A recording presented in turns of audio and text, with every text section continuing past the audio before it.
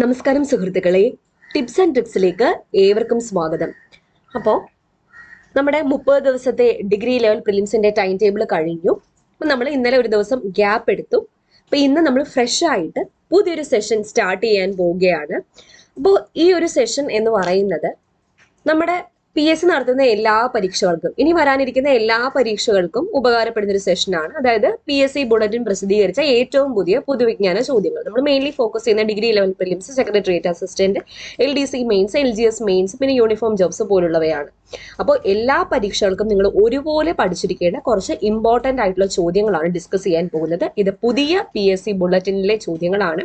അപ്പോൾ കുറച്ച് പാറ്റേണിൽ കുറച്ച് വ്യത്യാസമുണ്ട്. അപ്പോൾ നമുക്ക് ഡിസ്കസ് ചെയ്യാം. എല്ലാവർക്കും വീഡിയോയിലേക്ക് സ്വാഗതം. ആദ്യത്തെ ചോദ്യം, ഇന്ത്യൻ സ്വാതന്ത്ര്യ സമരത്തിന്റെ ആദ്യ കാലഘട്ടത്തിൽ നിലവിൽ വന്ന സംഘടനകളും സ്ഥാപകരുടെ വിവരങ്ങളുമാണ് ചുവടെ ചേർത്തിരിക്കുന്നത്.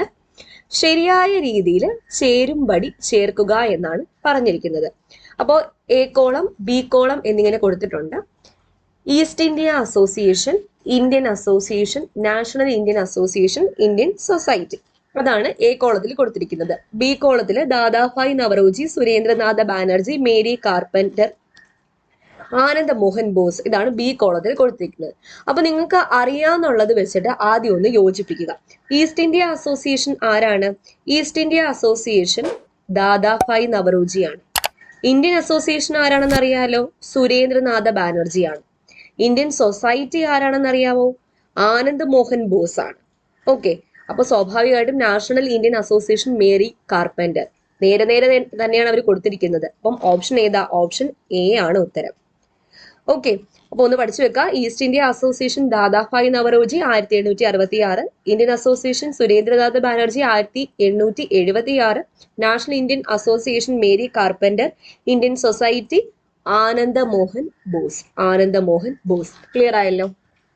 അടുത്ത ചോദ്യം, അഹിംസയെ അടിസ്ഥാനമാക്കിയ സമരമാർഗം പിന്തുടരുന്നതിനായി ഗാന്ധിജിക്ക് പ്രചോദനം നൽകിയ സിവിൽ ഡിസൊബീഡിയൻസ് എന്ന ഗ്രന്ഥം രചിച്ചത് ആരാണ്? സിവിൽ ഡിസൊബീഡിയൻസ് എന്ന ഗ്രന്ഥം രചിച്ചത് ഹെൻറി തോറോയാണ്. ഹെൻറി ഡേവിഡ് തോറോയാണ്. അപ്പൊ ഇത് എനിക്ക് ഈ PSC ബുള്ളറ്റിന്റെ നമുക്ക് PDF കിട്ടിയില്ല. ഇപ്പൊ PDF ഈ PSC ബുള്ളറ്റിൻ എന്ന് പറഞ്ഞാൽ നമ്മൾ സബ്സ്ക്രിപ്ഷൻ എടുത്താലേ കിട്ടത്തുള്ളൂ. ഇതിപ്പോ വീട്ടിൽ വരുത്തുന്ന ആയതുകൊണ്ട് ഞാൻ അത് ഇമേജ് ആക്കി എടുത്തേക്കുന്നതുകൊണ്ടാണ് ഇത്രയും ക്ലാരിറ്റി ഇച്ചിരി ഒരു കുറവായിട്ട് തോന്നുന്നത്. നിങ്ങളൊന്ന് സഹകരിക്കുക. അപ്പൊ എന്തായാലും നമുക്ക് ചോദ്യങ്ങളാണല്ലോ വേണ്ടത്.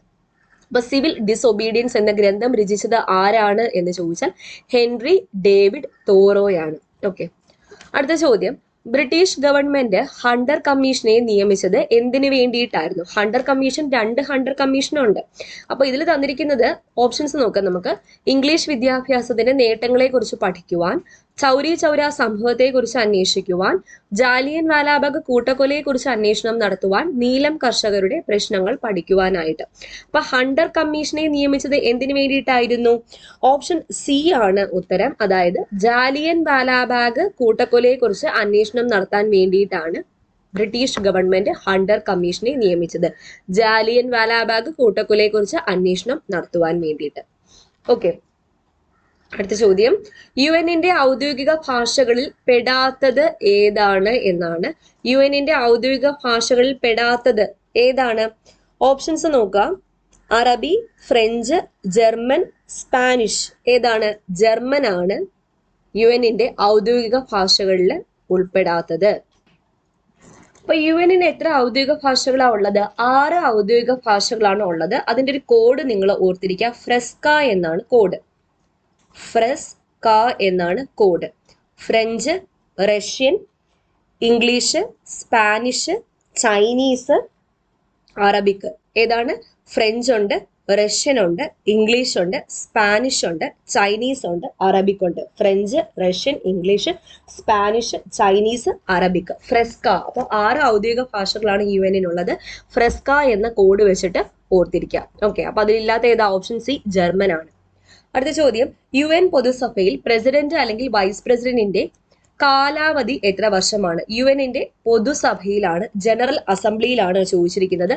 1 വർഷമാണ് കാലാവധി. അപ്പൊ UN പൊതുസഭയിൽ പ്രസിഡന്റ് അല്ലെങ്കിൽ വൈസ് പ്രസിഡന്റിന്റെ കാലാവധി എത്ര വർഷമാണ്? 1 വർഷമാണ് കാലാവധി.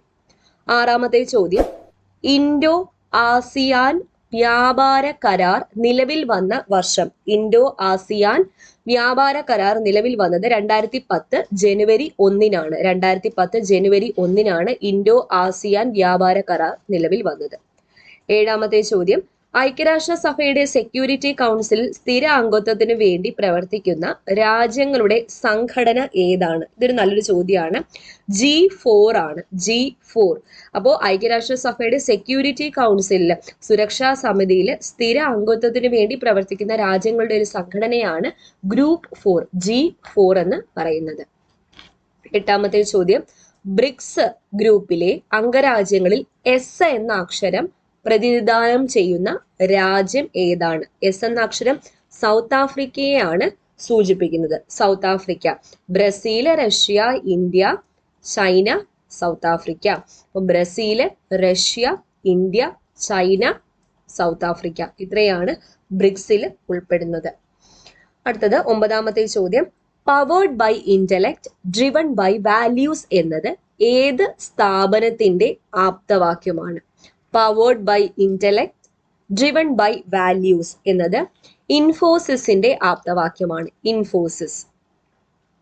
10ാമത്തെ ചോദ്യം, ഒരുമ എന്ന പേരിലുള്ള ബില്ലിംഗ് സോഫ്റ്റ്വെയർ ഉപയോഗിക്കുന്ന സ്ഥാപനം ഏത്? ഒരുമ എന്ന പേരിലുള്ള ബില്ലിംഗ് സോഫ്റ്റ്വെയർ ഉപയോഗിക്കുന്ന സ്ഥാപനം കേരള സ്റ്റേറ്റ് ഇലക്ട്രിസിറ്റി ബോർഡാണ്. കേരള സ്റ്റേറ്റ് ഇലക്ട്രിസിറ്റി ബോർഡാണ് ഒരുമ എന്ന പേരിലുള്ള ബില്ലിംഗ് സോഫ്റ്റ്വെയർ ഉപയോഗിക്കുന്നത്.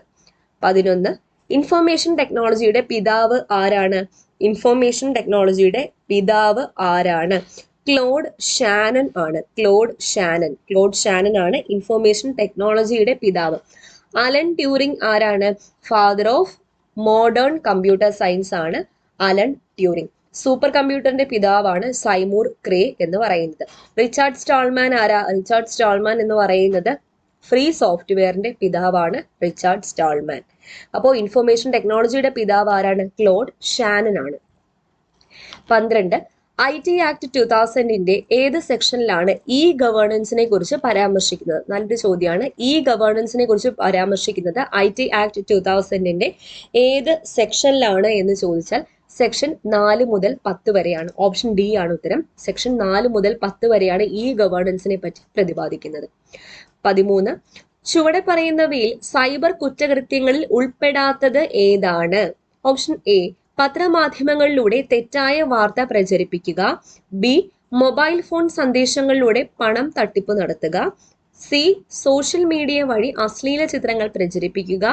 ഡി, കമ്പ്യൂട്ടറിന്റെ വിവരങ്ങൾ വ്യക്തികളുടെ അനുവാദമില്ലാതെ ചോർത്തിയെടുക്കുക. ഇതിലെ ഏതാണ് സൈബർ കുറ്റകൃത്യങ്ങളിൽ ഉൾപ്പെടാത്തത് എന്നാണ് ചോദ്യം. പത്രമാധ്യമങ്ങളിലൂടെ തെറ്റായ വാർത്ത പ്രചരിപ്പിക്കുക എന്നുള്ളതാണ് ഉത്തരം. ബാക്കി ഈ 3ഉം എന്താണ്? അവിടെ ഒന്നല്ലെങ്കിൽ വേറൊരു രീതിയിൽ ഇന്റർനെറ്റിന്റെ ഉപയോഗം വരുന്നുണ്ട്. ഇന്റർനെറ്റ് അല്ലെങ്കിൽ കമ്പ്യൂട്ടറിന്റെ ഉപയോഗം വരുന്നുണ്ട്. അതുകൊണ്ടാണ് അത് ഉത്തരവായിട്ട് വന്നത്.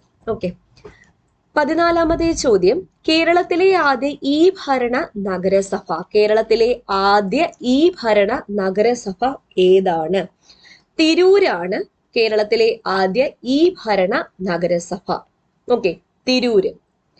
15, Y2K എന്നറിയപ്പെടുന്നത് എന്താണ്? Y2K എന്നറിയപ്പെടുന്നത് കമ്പ്യൂട്ടർ ബഗ് എന്ന് പറയുമ്പോൾ ഓക്കെ, ഈ ബഗിനെ മാറ്റുന്നതിനെയാണ് ഡീബഗ്ഗിംഗ് എന്ന് പറയുന്നത്. മെയിൻ ആയിട്ട് ബഗ് എന്നുകൊണ്ട് ഉദ്ദേശിക്കുന്നത് എറേഴ്സ് ആണ്. ഓക്കെ, അപ്പോൾ Y2K എന്നറിയപ്പെടുന്നത് കമ്പ്യൂട്ടർ ബഗ് ആണെന്നുള്ളത് ഓർക്കുക. 16, ട്രാൻസിസ്റ്ററിന്റെ കണ്ടുപിടുത്തവുമായി ബന്ധപ്പെട്ടത് ആരാണ്? ട്രാൻസിസ്റ്ററിന്റെ കണ്ടുപിടുത്തവുമായിട്ട് ബന്ധപ്പെട്ടത് ഓപ്ഷൻസ് വായിക്കാം. John Bardeen, Walter Brattain, William Shockley. മേൽ പറഞ്ഞവരെല്ലാം. ഉത്തരം മേൽ പറഞ്ഞവരെല്ലാം. ഇവർ 3 പേരും ട്രാൻസിസ്റ്ററിന്റെ കണ്ടുപിടുത്തവുമായി ബന്ധപ്പെട്ട ആൾക്കാരാണ്. John Bardeen, Walter Brattain, William Shockley. ഇവർ 3 പേരും എന്താണ്? ട്രാൻസിസ്റ്ററിന്റെ കണ്ടുപിടുത്തവുമായിട്ട് ബന്ധമുള്ള ആൾക്കാരാണ്. 17ാമത്തെ ചോദ്യം, ഓൾട്ട് പ്ലസ് F4 എന്നത് കമ്പ്യൂട്ടർ കീബോർഡിൽ എന്ത് ധർമ്മമാണ് നിർവഹിക്കുന്നത്? ഓൾട്ട് പ്ലസ് F4 എന്ന ഷോർട്ട് കട്ട് കീ നമ്മൾ പ്രസ് ചെയ്യുമ്പോഴത്തേക്കും എന്താണ് അവിടെ സംഭവിക്കുന്നത്? എക്സിറ്റ് ആണ് സംഭവിക്കുന്നത്. എക്സിറ്റ് ആണ് സംഭവിക്കുന്നത് ഓൾട്ട് പ്ലസ് F4. അപ്പം എക്സിറ്റിന്റെ ഷോർട്ട് കട്ട് കീ എന്താണെന്ന് ചോദിച്ചാൽ എന്താണ്? ഓൾട്ട് പ്ലസ് F4 ആണെന്ന് ഓർക്കുക. 18. കമ്പ്യൂട്ടറിൽ ഒരു ഫയലിന്റെ സ്ഥാനത്ത് പുതിയൊരു ഫയൽ നൽകുന്നതിനായി, അതായത് റീപ്ലേസ് ചെയ്യുന്നതിനായിട്ട് കീബോർഡിൽ ഉപയോഗിക്കുന്ന ഷോർട്ട് കട്ട് കീ ഏതാണ്? കൺട്രോൾ പ്ലസ് എച്ച് ആണ്. കൺട്രോൾ പ്ലസ് എച്ച് എന്തിനു വേണ്ടിയിട്ടാ? ഒരു ഫയലിന്റെ സ്ഥാനത്ത് പുതിയൊരു ഫയൽ നൽകുന്നതിന് വേണ്ടിയിട്ട്, അതായത് റീപ്ലേസ് ചെയ്യാൻ വേണ്ടിയിട്ട് ഉപയോഗിക്കുന്ന ഷോർട്ട് കട്ട് കീ ഏതാ? Control plus H. Control plus H ആണ്. അടുത്ത ചോദ്യം, കമ്പ്യൂട്ടർ മൗസിന്റെ വേഗത അളക്കാനുള്ള യൂണിറ്റ് ഏതാണ്? കമ്പ്യൂട്ടർ മൗസിന്റെ വേഗത അളക്കാനുള്ള യൂണിറ്റ് ഇത് നമുക്ക് എളുപ്പത്തിൽ കണ്ടുപിടിക്കാൻ പറ്റും. നമ്മൾ മിക്കി മൗസ് എന്നല്ലേ കാർട്ടൂൺ ക്യാരക്ടർ, അപ്പോൾ മിക്കിയാണ് ഉത്തരം. അപ്പൊ കമ്പ്യൂട്ടർ മൗസിന്റെ വേഗത അളക്കാനുള്ള യൂണിറ്റ് ഏതാണ്? മിക്കിയാണ്. മിക്കി. ഓക്കെ. 21. കമ്പ്യൂട്ടർ എന്ന പദം ഉത്ഭവിച്ചത് കമ്പ്യൂട്ടേഴ്സ് എന്ന എന്ത് പദത്തിൽ നിന്നാണ്? കമ്പ്യൂട്ടേഴ്സ് എന്ന ലാറ്റിൻ പദത്തിൽ നിന്നാണ് കമ്പ്യൂട്ടർ എന്ന പദം ഉത്ഭവിച്ചത്. കമ്പ്യൂട്ടേഴ്സ് എന്ന ലാറ്റിൻ പദത്തിൽ നിന്നാണ്. 22. 8 ബിറ്റ് എന്നതിന് തുല്യമായത് 8 ബിറ്റ് എന്നതിന് തുല്യമായത് എന്താണ്? ഒരു ബൈറ്റ് ആണ് 8 ബിറ്റ്. ഒരു ബൈറ്റ് ആണ് 8 ബിറ്റ് എന്ന് ഓർക്കുക. 23. 5ാം ജനറേഷൻ കമ്പ്യൂട്ടറിന്റെ കാലഘട്ടം ആരംഭിക്കുന്നത് ഏത് വർഷം മുതലാണ്? കാലഘട്ടം PSC ചോദിച്ചിട്ടില്ല, എന്നിരുന്നാലും PSCയുടെ ഒഫീഷ്യൽ പബ്ലിക്കേഷനിൽ തന്നെ ഇങ്ങനൊരു ചോദ്യം വന്നു. 5ാം ജനറേഷൻ കമ്പ്യൂട്ടറിന്റെ കാലഘട്ടം ആരംഭിക്കുന്നത് ഏത് വർഷം മുതലാണ് എന്ന് ചോദിച്ചാൽ 1986 മുതലാണ്. 1986 മുതൽ. 24. ശാന്തസമുദ്രം എന്നറിയപ്പെടുന്നത്, ഇത് PYQ ആണ്. ശാന്തസമുദ്രം പസഫിക് സമുദ്രം തന്നെയാണ്. 25. പാൽമർ ഉപദ്വീപ് സ്ഥിതി ചെയ്യുന്ന ഭൂഖണ്ഡം ഏതാണ്? പാൽമർ ഉപദ്വീപ് സ്ഥിതി ചെയ്യുന്ന ഭൂഖണ്ഡം അന്റാർട്ടിക്കയാണ്. അന്റാർട്ടിക്കയാണ് പാൽമർ ഉപദ്വീപ് സ്ഥിതി ചെയ്യുന്ന ഭൂഖണ്ഡം. അന്റാർട്ടിക്കയെ പറ്റി കഴിഞ്ഞ ദിവസം ഒരു കറണ്ട് അഫെയർ ഉണ്ടായിരുന്നു. അന്റാർട്ടിക്കയിൽ നിന്ന് ഒരു മഞ്ഞുപാളി അടർന്നു വന്നു എന്ന് പറഞ്ഞൊരു കറണ്ട് അഫെയർ ഉണ്ടായിരുന്നു. അതൊക്കെ ഒന്ന് നോക്കി വെക്കാം. ഓക്കെ, അപ്പോൾ 25 ചോദ്യങ്ങളാണ് ഇന്ന് ഡിസ്കസ് ചെയ്തത്. ഇതെല്ലാം ഇച്ചിരി ഒരു പുതുമയുള്ള ചോദ്യങ്ങളും പിന്നെ അതുപോലെ നമ്മുടെ പ്രീവിയസ് ഇയർ ചോദ്യങ്ങളും വന്നിട്ടുണ്ട്. ഈ ഒരു സെഷനെ പറ്റിയുള്ള അഭിപ്രായം നിങ്ങൾ കമന്റ് ചെയ്യുക. ഇനി തീർക്കാനുള്ള SCRT എല്ലാം ഞാൻ വേഗം തന്നെ തീർത്തു തരാം. ടൈം ടേബിൾ സെറ്റ് ചെയ്യുന്നേ ഉള്ളൂ. ഉടനെ തന്നെ ടൈം ടേബിൾ അപ്ലോഡ് ചെയ്യാം. ഓക്കെ, വീഡിയോ ഇഷ്ടപ്പെട്ടാൽ ഉറപ്പായിട്ട് ലൈക്ക് ചെയ്യുക. വീണ്ടും കാണാം. താങ്ക്